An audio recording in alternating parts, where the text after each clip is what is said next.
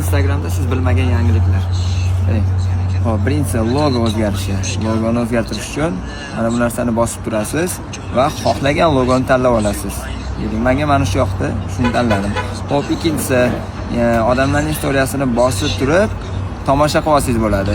U insonni istoriyasida ko'rinmaydi, siz tomosha qilganingiz, siz ko'rganingiz.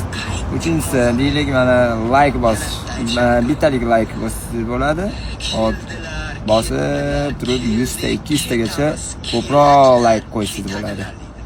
Hop, keyingisi istoriyalaringizni kirganingizda kim necha marta qaytadan istoringizni ko'rganini ko'rsangiz bo'ladi.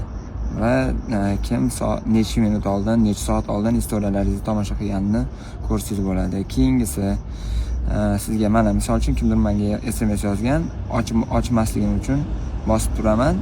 Mana o'qib olishim mumkin va yana chiqib ketaveraman.